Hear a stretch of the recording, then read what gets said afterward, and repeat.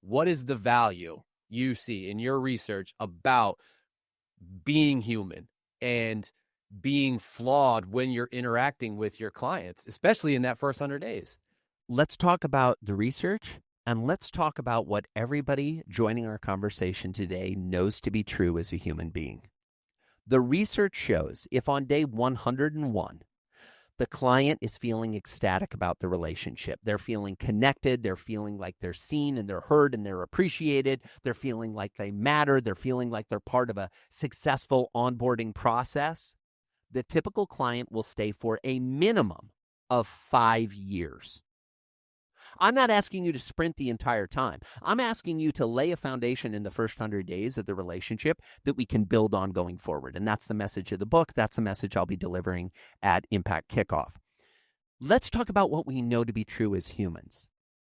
In this era where everyone is saying we need more AI, in this era where everyone is saying we need to be more digital, we need to be more systematized, we need a funnel, we need automations, what are we craving more? Humans, human interaction.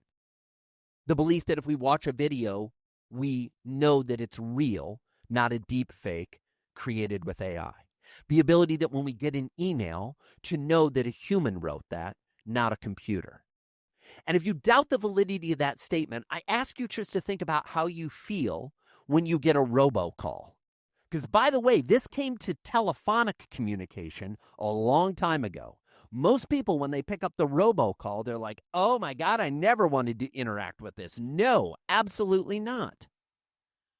And yet, that is what our society is pulling us towards. That is what most advisors have initiatives for. Oh, let's have more digitization. I'm not saying digitization is bad. What I'm saying is if all your emphasis is going towards let's be more digital, let's be more automated, you're missing out on that core human desire to feel seen, to feel valued, to feel appreciated.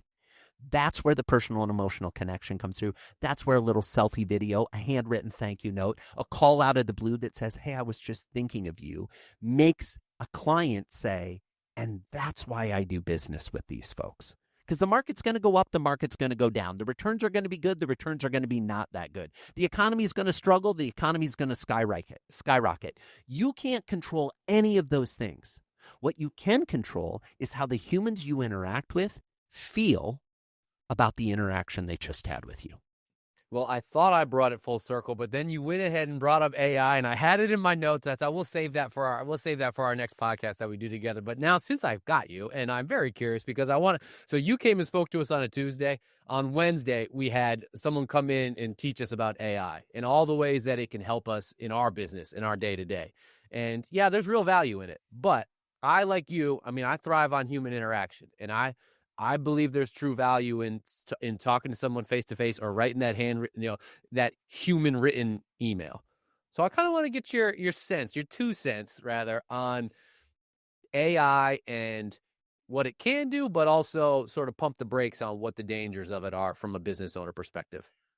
If we step out of the conversation of AI and we just look at new technology, every time in the history of humanity that new technology has been introduced to humans, the promises of what it's going to be able to do have been grossly overstated, and yet the scope of what it's going to do has been grossly underestimated. Right? When we first put the wheel together, we were like, oh, we'll be able to go take the wagon to market. Now we use wheels on skateboards. It has nothing to do with going to market or commerce, right? There was, I don't think, any vision early on that the wheel for the wagon would result in a wheel for a skateboard, or the wheel for a train, or the wheel on the landing gear on an airplane, or a space shuttle, right? So it is impossible for humans to accurately predict the scope of what's going to happen. However, there are patterns that we can see anytime that new technology is introduced. And there's always this desire to be a first mover, an early adopter. And what normally happens is the people that go all in spend a ton of money and a ton of effort to not get that fabulous of results.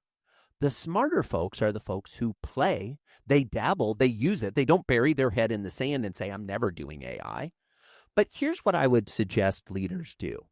Look at how much money you're planning to invest in AI in 2026 or 2027 or 2028 or at any point in the future.